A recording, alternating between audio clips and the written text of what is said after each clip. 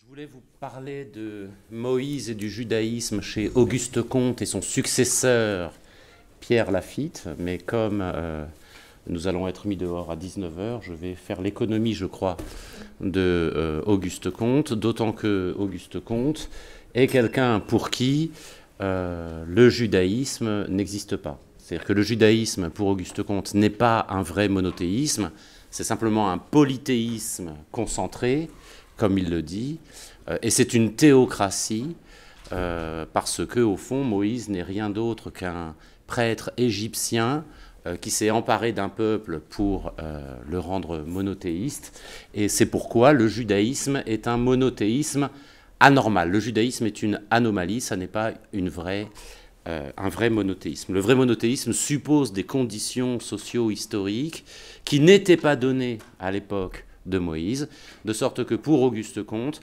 le seul vrai monothéisme commence avec Paul. C'est Paul, c'est-à-dire qu'il faut à la fois l'héritage grec et l'incorporation romaine, l'unité de l'humanité sous un empire romain.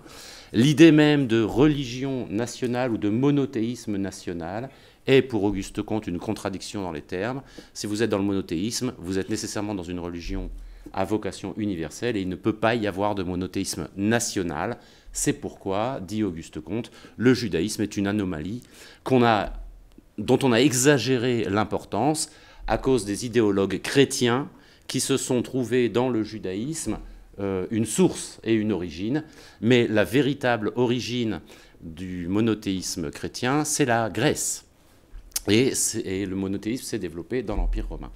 Donc voilà. Et alors, Moïse a un mois dans le calendrier positiviste. Le premier mois du calendrier positiviste s'appelle Moïse, mais ce n'est pas du tout en tant qu'inventeur du monothéisme que Moïse est intégré dans le calendrier positiviste, mais comme théocrate, parce que c'est la seule figure, c'est le seul nom propre de théocrate que nous ayons.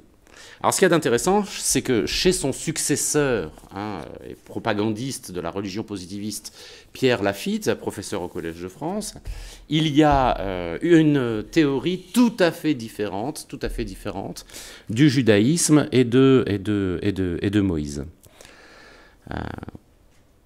Tout en restant apparemment très fidèle à son maître, Lafitte, en fait, revient sur le judaïsme, manifestement mal apprécié par Auguste Comte. Auguste Comte s'est trompé, en fait, sur le judaïsme.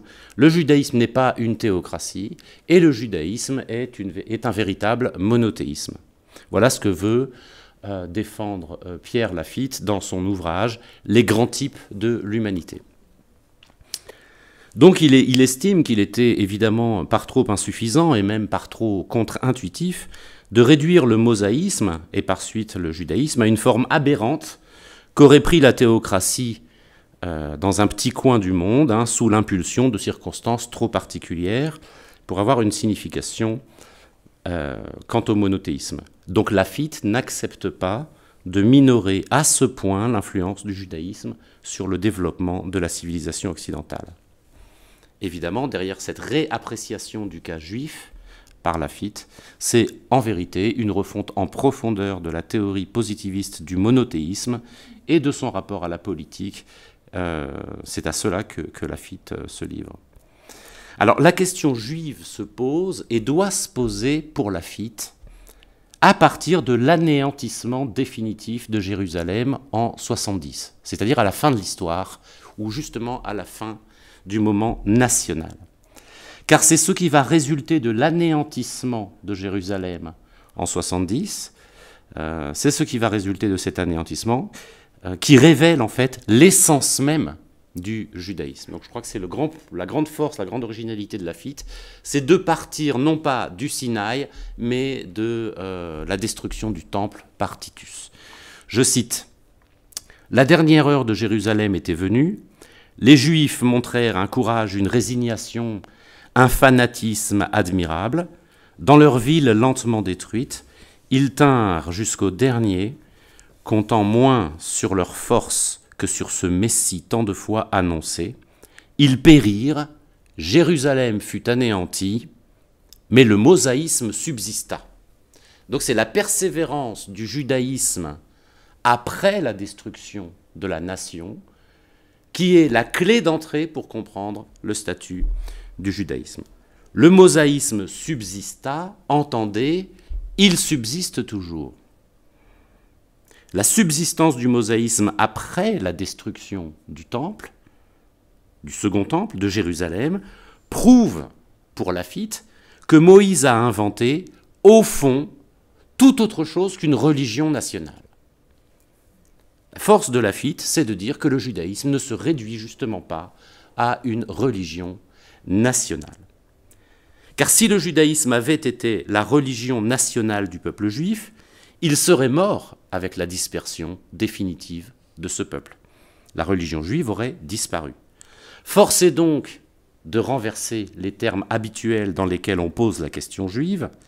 Le judaïsme peut bien avoir été en effet une religion nationale, il l'a été, sans doute, mais puisque le mosaïsme subsista et subsiste, c'est que le mosaïsme portait en lui autre chose que cette religion nationale. Et qu'est-ce qu'il portait d'autre qu'une religion nationale? Une nationalité religieuse.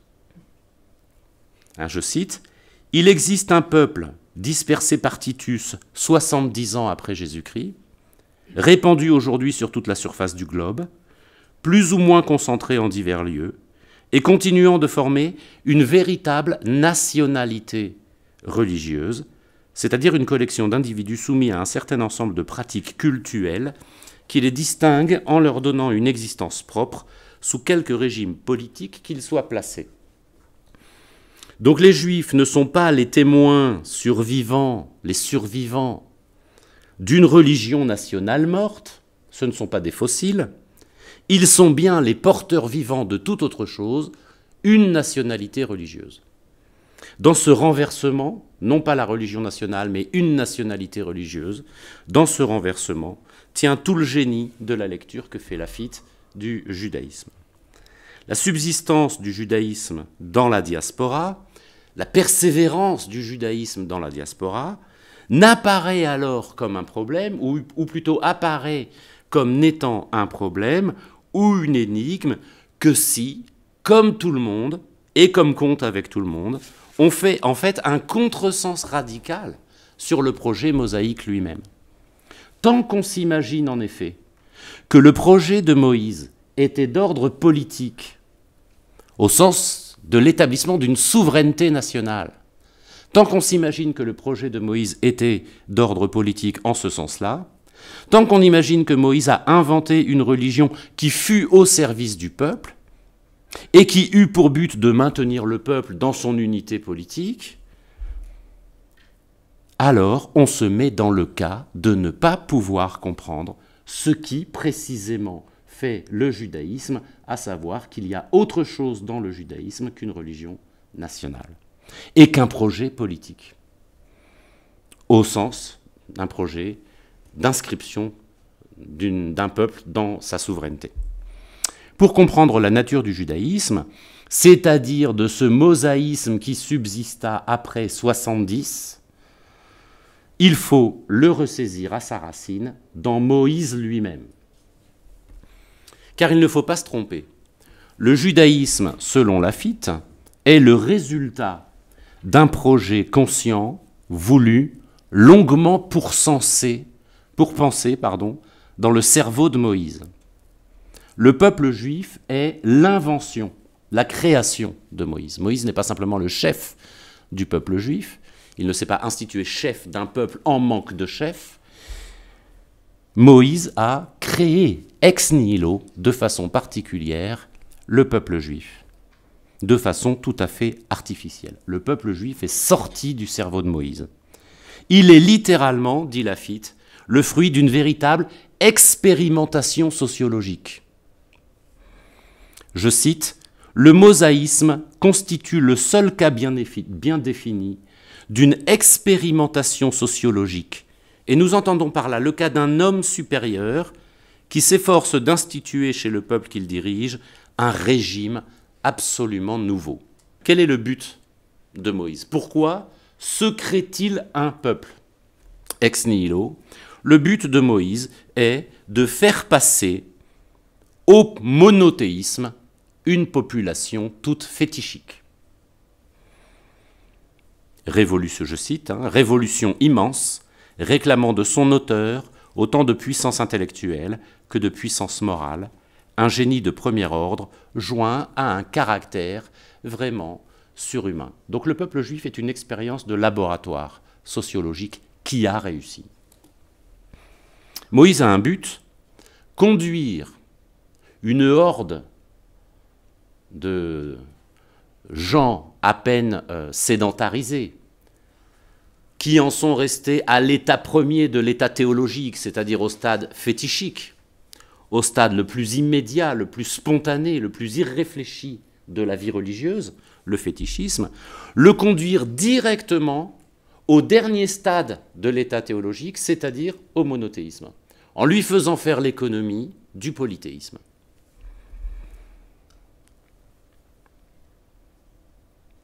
Il s'agit pour Moïse de conduire un peuple à la plus haute, haute perfection morale dont l'humanité était susceptible à cet âge théologique, c'est-à-dire au décalogue. Voilà ce que fait Moïse. C'est ça, la révolution mosaïque. Le but de Moïse n'est donc pas politique, encore une fois, au sens de l'établissement d'une souveraineté, d'un peuple sur une souveraineté.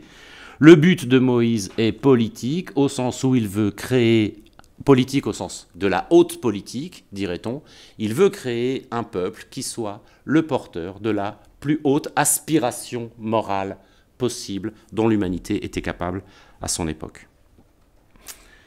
Il ne viendrait à l'esprit d'aucun homme, quelque génial qu'il soit, de faire un peuple pour faire un peuple. C'est en ce sens que Moïse est beaucoup plus qu'un législateur, beaucoup plus même que le législateur, avec une majuscule.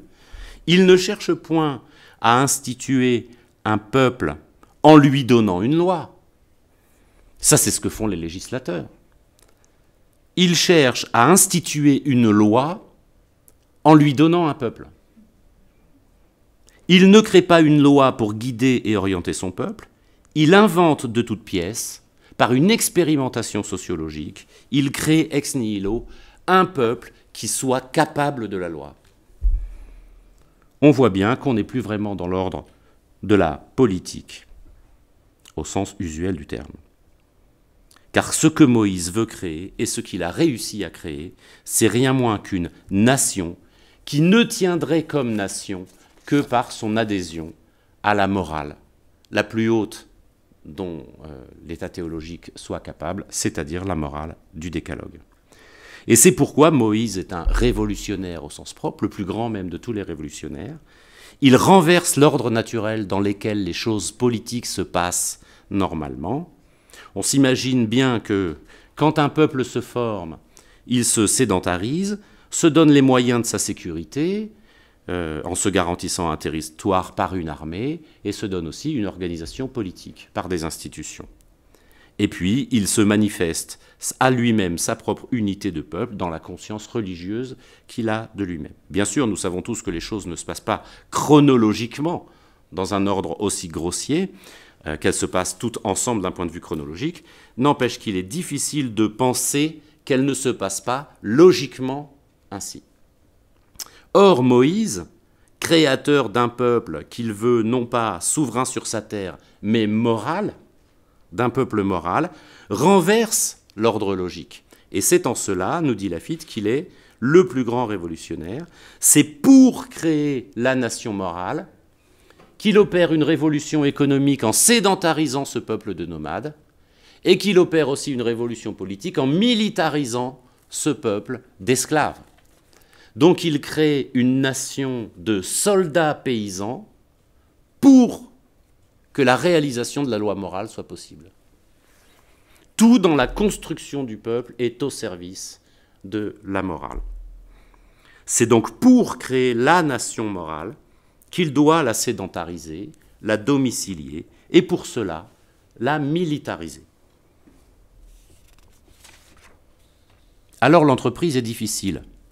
Et du reste, pendant longtemps, elle échoue. D'abord parce que c'est une grande thèse des positivistes, il n'y a pas de peuple monothéiste. Les masses sont incapables de monothéisme. Le monothéisme, c'est un truc de caste sacerdotale de lettrés. Les peuples, même le peuple musulman, même le peuple chrétien, même le peuple juif, restent au fond fétichistes et polythéistes. Même dans l'islam, vous avez des anges, des démons, des djinns. Et dans toutes les religions, vous avez des saints, des anges, des choses comme ça. Et ce n'est que par ces êtres intermédiaires que le peuple, en fait, continue à adhérer à la religion. Parce que spontanément, le peuple n'en arrive jamais au monothéisme.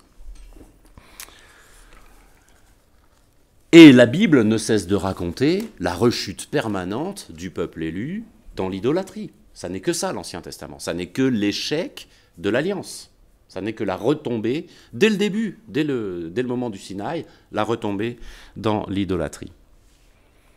Et pourtant, cette révolution mosaïque a quand même réussi. C'est là la supériorité du génie de Moïse, c'est qu'il a compris qu'il lui faudrait très longtemps pour faire sa révolution. Et il a finalement réussi, malgré la résistance de ce peuple à la nuque roide. Et ce qui a rendu possible le succès final de la révolution mosaïque, c'est la perfection de sa conception politico-morale. Une chose qui frappe dans cette réforme, dit Laffitte, c'est le caractère d'unité dont elle est empreinte. Jamais une révolution n'a été plus systématique, jamais un plan n'a été conçu avec plus d'ensemble et exécuté avec plus d'ensemble. C'est une civilisation qui emprunte toutes ses parties aux civilisations voisines et qui cependant n'a le cachet d'aucune. Tout se fond, tout se transforme en passant par le cerveau de Moïse. Il en sort une construction véritablement originale qui ne ressemble qu'à elle-même, qui n'appartient qu'à son créateur et qui fait un peuple à part du peuple auquel elle est destinée. Moïse, évidemment issu d'une caste sacerdotale égyptienne, a su choisir exactement les hommes qu'il fallait pour son projet, c'est-à-dire pour créer ex nihilo un peuple qui n'exista qu'en tant qu'il était au service de la loi. Ces hommes étaient fétichistes, et en tant que tels, ils étaient au plus loin de la morale abstraite, très, très exigeante, du décalogue. Mais, comme fétichistes, ils ignoraient aussi la domination des castes. Le fétichisme, c'est un état de la religion antérieur au sacerdoce. Il n'y a pas de caste sacerdotale, ça viendra que plus tard dans le polythéisme. Donc ils ignoraient la domination des castes, ils ignoraient la soumission habituelle à une caste sacerdotale déjà existante et puissante. Par ailleurs, ils étaient esclaves, bien sûr. Et, comme esclaves, ils avaient tous les vices et les défauts des esclaves. Ils étaient paresseux, tricheurs, pleins de ressentiments et de jalousie, mais en même temps, en tant qu'esclaves, ils n'étaient soumis à aucune organisation politique déjà constituée. Ils étaient donc comme une matière inerte que Moïse pourrait former à sa guise pour le service de la loi. Il a donc choisi les hommes qu'il fallait, il les a bien choisis pour les pétrir selon son projet. Donc vous voyez, c'est bien dès l'origine que Moïse crée une nationalité religieuse plutôt qu'une religion nationale. Une nationalité religieuse, je veux dire qu'il fait un peuple pour la religion plutôt qu'il n'a trouvé la religion qui convenait à ce peuple. La religion ne convenait pas si bien que ça à ce peuple. Mais c'était le peuple, je dirais, le moins pire pour ce projet politique. Ce n'est certes pas Moïse qui aurait dit comme Solon qu'il avait donné au peuple non les meilleures lois, mais les meilleures lois que ce peuple était capable de supporter, puisque Moïse a tout au contraire donné à la loi le peuple le moins mauvais que cette loi était capable de supporter. Ce que nous raconte Laffitte, corrigeant Comte, ce n'est donc pas du tout l'histoire d'un peuple politique dont la religion se trouve avoir survécu pendant 2000 ans, on ne sait par quel miracle, au désastre de son État national. C'est une toute autre histoire, l'histoire du judaïsme. C'est presque le contraire. Il nous raconte l'histoire d'une nationalité religieuse qui simplement se trouve avoir dû traverser pendant son enfance le stade de la religion nationale, le stade de la souveraineté nationale nécessaire afin qu'elle puisse se constituer en nationalité religieuse, mais cette souveraineté nationale n'était pas le but de Moïse. À envisager les choses au point de vue politique, ou plutôt au point de vue étroitement politique de la souveraineté nationale, territoriale, la révolution mosaïque n'a rien d'une grande réussite, franchement. Il suffit de suivre l'histoire, il suffit de suivre les livres historiques de l'Ancien Testament, de la Bible, pour voir très clairement que le but du judaïsme, le but de Moïse, ça n'était pas l'établissement d'un État, d'une république des Hébreux. Jusqu'à l'institution monarchique, sous les juges, Israël n'est qu'une sorte de confédération de tribus, aux liens politiques extrêmement lâches et avec des forces de centrifuge extrêmement puissantes. C'est une sorte de confédération de tribus qui sont plus ou moins républicaines et qui ne se sentent guère unies entre elles que dans le sentiment religieux, beaucoup plus que dans le sentiment national, sentiment religieux incarné pour Lafitte d'après les deux grandes institutions génialissimes de Moïse, l'Arche Sainte, qui se balade au milieu des armées et qui bouge dans le peuple, et la circoncision. Et au fond, le peuple comme peuple ne tient que par l'Arche Sainte et la circoncision. L'organisation proprement politique des Juifs à l'époque des juges est quasiment nulle. Quasiment nulle. Il n'y a quasiment pas d'État. Et les choses ne vont finalement guère aller mieux quand Samuel va instaurer la monarchie, car dès la mort de Salomon, c'est donc il y a Saül, David et Salomon, hein, on a 3 rois, et dès la mort de Salomon, c'est le schisme. Le royaume se divise. On ne peut pas dire que la monarchie soit vraiment une grande réussite. Le royaume d'Israël se fond dans les populations idolâtriques avant d'être détruit, et le royaume de Juda, le minuscule royaume de Juda, tout petit, qui dure un peu plus longtemps, va lui-même se disperser avec la destruction du premier temple par Nabuchodonosor, et va être suivi par la déportation de Babylone. Or, la thèse de Lafitte, je ne sais pas assez de choses sur la science du judaïsme au XIXe, donc je ne peux pas mesurer véritablement l'originalité de cette thèse de Lafitte. Mais la thèse de Lafitte, c'est que le judaïsme triomphe avec l'exil à Babylone. Ce n'est pas un échec. Jusqu'à la destruction du premier temple, nous dit Lafitte, on a des Hébreux. On n'a pas des Juifs, c'est des Hébreux. C'est seulement avec Esdras et Néhémie, avec la construction du second temple, qu'on a des Juifs, c'est-à-dire que le peuple juif est devenu une nationalité religieuse. C'en est fini des rechutes dans l'idolâtrie, dans le fétichisme, le peuple devient enfin fidèle. Mais pourquoi en est-il ainsi ? Pourquoi est-ce que le peuple juif apparaît au moment de la restauration ? Qu'est-ce qui a changé ? Est-ce que le second temple n'est pas, après tout, la restauration, alors peut-être moins glorieuse, parce que ça n'est plus le temple de Salomon, mais la restauration du temple ? Eh bien non, justement. Le second temple n'est pas la réplique, la redite ou la restauration du premier. Et on le sait, parce qu'on voit dans les textes, nous dit Lafitte, apparaître quelque chose qui n'existe pas avant, c'est Jérusalem. Le second temple, avec le second temple, Jérusalem a changé de signification. Jérusalem a changé de signification. Elle cesse d'être la capitale d'une peuplade juive pour devenir la capitale du monde. Or, c'est précisément parce qu'Israël perd la vraie souveraineté nationale avec le second temple qu'elle peut enfin accéder à sa mission spirituelle. C'est la perte de la souveraineté qui était la condition pour que le judaïsme accède enfin à sa propre vérité, à la vérité de son essence. Israël a perdu, et perdu définitivement, la souveraineté politique avec le Second Temple. Elle n'a plus qu'une souveraineté de façade, elle sera toujours la vassale des grands empires. Jusqu'à la fin, jusqu'à la dispersion finale.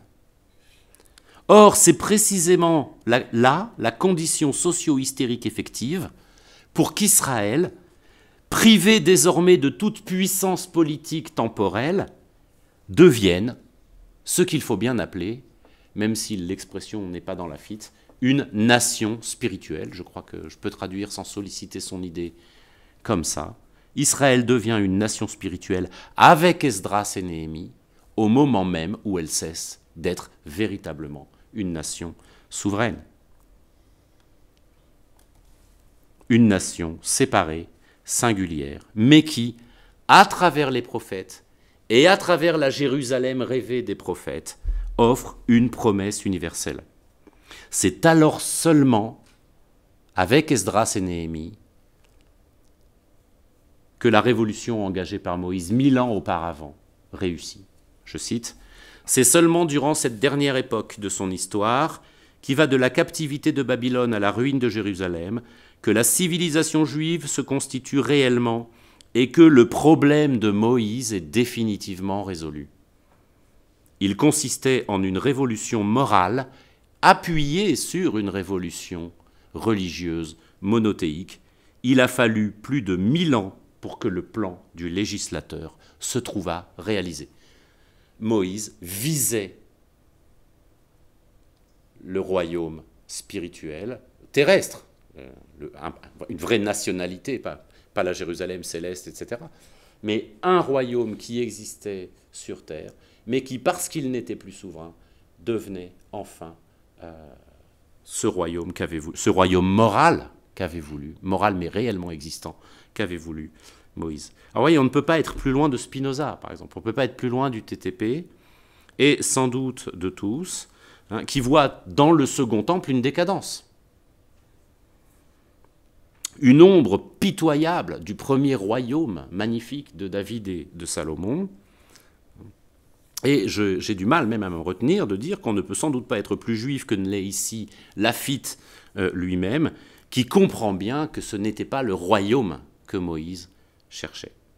Moïse a pu se créer une nation spirituelle parce qu'il a su créer les conditions d'une révolution continuée comme révolution pendant 1000 ans. La révolution mosaïque est une révolution permanente qui dure 1000 ans. Et comment est-ce qu'on fait une révolution pendant 1000 ans ? Grâce à l'institution géniale du prophétisme. Le ressort permanent de cette révolution continue tient dans le prophétisme. En tant que tel, le prophétisme n'a rien de spécialement juif, disent les positivistes. Le prophète est une espèce du genre devin, et toutes les nations ont leur devin. Mais dans les conditions voulues, planifiées et instituées par Moïse, c'est-à-dire dans les conditions d'une organisation politique minimale et d'un sacerdoce très faible. Regardez, les Lévites ne jouent aucune histoire dans l'histoire juive. Ce n'est pas du tout une religion sacerdotale. Ils entretiennent le temple, ils font les sacrifices, mais si vous lisez l'Ancien Testament, les Lévites sont remarquablement absents. C'est tout ce qu'on veut sauf une théocratie sacerdotale. Donc Moïse a fait un peuple avec une organisation politique faible, et il a fait un peuple avec un sacerdoce faible, les Lévites. Comment tient le peuple ? Quel est le lien ? C'est le prophète. La vie spirituelle, le nœud de la nationalité religieuse juive, ne pouvait être que les prophètes, qui sont tous des petits Moïse, des Moïse en plus petits. Les prophètes, c'est Moïse, c'est-à-dire la révolution morale continuée pendant 1000 ans. Et c'est grâce aux prophètes que le judaïsme a survécu au désastre de la destruction du premier temple. Mieux, les prophètes n'ont pas seulement sauvé la révolution mosaïque, ils l'ont déployée. Ils ont ouvert le monothéisme rigide et ultra-violent du début, le monothéisme terroriste du début. Ils ont su réaliser l'idée juive, précisément parce qu'ils n'étaient ni de la maison royale, ni de la caste des Lévis. Ils n'avaient pas de place assignée dans les institutions du royaume. Ils étaient comme des électrons libres, émanant, dit Laffitte, de toutes les parties du territoire et de toutes les classes de la société. Il y a des prophètes paysans, il y a des prophètes aristocrates, il y a des prophètes du Nord, il y a des prophètes du Sud. Ils sourdent de la société. Ils naissent spontanément de toutes les parties du peuple. Et c'est pour ça qu'ils ont offert la première ébauche d'un pouvoir spirituel digne de ce nom. Je cite, « Seul peut-être au monde, les philosophes grecs présentent un phénomène sociologique analogue à celui des prophètes juifs. Mais avec cette différence profonde qu'ils, les philosophes grecs, sont plus extérieurs à l'ordre social que ne l'étaient les prophètes, et que leurs spéculations portent bien plus sur les questions purement philosophiques ou scientifiques que sur les questions sociales et morales. Le prophétisme constitue la première grande tentative qui ait été faite pour établir l'ordre de mérite en face de l'ordre de naissance ou de puissance. C'est la première ébauche d'un pouvoir spirituel, distinct du pouvoir temporel et ne possédant qu'une influence modificatrice. Le poète n'a évidemment aucun pouvoir et il le paiera d'ailleurs souvent de sa vie. Premier vrai pouvoir spirituel, les prophètes voient finalement dans la nation juive tout entière quelque chose comme une église.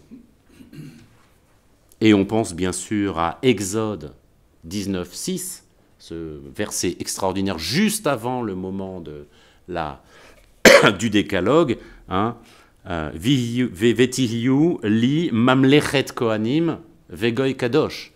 Vous serez pour moi une royauté de Cohen, une royauté de prêtres, et une nation, Kadosh, sainte, séparée. L'école prophétique, dit Laffitte, survécut au désastre de la destruction du premier temple, et pris même dans cette grande épreuve, nous ne savons quel essor nouveau. La conception monothéique, jusque-là si étroite, acquit tout à coup une largeur inconnue. Jérusalem n'est plus la ville sainte d'une tribu juive, c'est la capitale du monde, c'est la métropole religieuse vers qui sont tournés les regards des peuples de la terre, c'est le temple où toutes les nations viennent chanter les louanges de Jéhovah.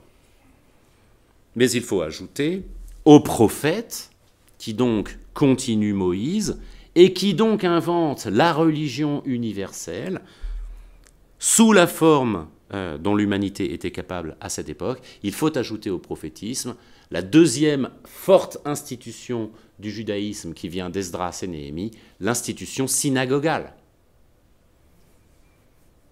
Née pendant l'exil à Babylone, la synagogue ne disparaît pas quand le temple est reconstruit. Les communautés juives de Perse, puis de Grèce et de Rome se développent longtemps avant la destruction du second temple. La diaspora juive ne commence pas en 70, bien sûr. Or, qu'est-ce que la synagogue? La synagogue, pour Laffitte, c'est la preuve par le fait, la preuve par l'institution même empiriquement existante. Il y a des synagogues, il y a des Talmud Torah. C'est la preuve qu'un lien moral unissant des hommes, en l'occurrence des Juifs, est possible et solide indépendamment de tout régime politique. C'est littéralement l'invention de l'institution organisée du pouvoir spirituel qui prendra la place des prophètes quand le prophétisme sera mort. Bref, la synagogue, c'est littéralement l'Église avant l'Église. Enfin, troisième et dernier élément de la révolution mosaïque, après le prophétisme et l'institution synagogale, le messianisme. Enfin, avec le prophétisme et l'institution synagogale, le messianisme, c'est-à-dire, dit Laffitte, le renversement du vecteur temporel, le renversement de la flèche du temps. Ce sont les Juifs, dit Laffitte, qui ont inventé l'idée que l'âge d'or se trouvait au futur et non pas dans le passé, non pas en avant et non pas en arrière. Et ils ont ainsi, eux et non pas les Grecs, fondé la philosophie du progrès. Je cite, « Au lieu d'une philosophie sans espoir, qui ne sait que chercher d'un œil attristé son idéal disparu, Jérusalem a jeté le fondement de cette philosophie positive qui est la philosophie de l'audace, j'aurais fini, même avant, qui est la philosophie de l'audace, de l'espérance et du progrès. Alors je conclus. Le renversement par rapport à Comte est total, puisque Comte voyait dans le judaïsme un faux monothéisme, en fait un polythéisme concentré, et refusait de voir dans le judaïsme la source du monothéisme chrétien. Pour Laffitte, le mosaïsme est un vrai monothéisme, il n'a rien d'une théocratie, puisque tout au contraire, le projet religieux de Moïse a consisté à conduire directement un peuple fabriqué pour cela, du fétichisme au monothéisme, sans passer par le polythéisme, c'est-à-dire la théocratie, car le polythéisme se donne nécessairement comme régime politique la théocratie. Premier monothéisme, le judaïsme propose donc la première séparation des deux pouvoirs spirituels et temporels, le pouvoir spirituel n'étant pas celui de la caste des Lévites, qui n'ont aucun pouvoir, en fait, même spirituel, mais celui qui sera joué par les prophètes, et plus tard par les rabbins et les talmudistes. Et le judaïsme est bien le premier monothéisme, au sens où c'est la première tentative d'une société morale où le mérite s'affronte à la force et à l'injustice. En même temps, bien sûr, ce monothéisme, il reste empreint de nationalité.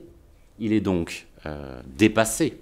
Mais ce qu'il y a d'intéressant à la fin du passage de Laffitte sur le judaïsme, c'est son adresse aux Juifs. Le judaïsme est bien une religion universelle, mais qui est encore prise dans le cadre de la nationalité. C'est ça qu'il veut dire quand il parle de nationalité religieuse, plutôt que de religion nationale.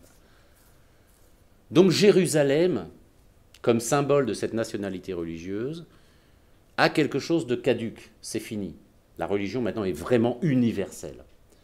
N'empêche que Laffitte ne peut pas, et là ça rejoint peut-être l'exposé de Hess, Laffitte ne peut pas s'empêcher de marquer la nécessité d'un ancrage territorial ou d'un ancrage terrestre de cette religiosité. Car quand il s'adresse aux Juifs, il leur dit « Il y a une nouvelle Jérusalem, il y a une nouvelle métropole, il y a un nouveau siège national de la religion de l'humanité. C'est la capitale de la France, c'est Paris. » Voilà. Merci. Donc la France comme nouvelle Israël.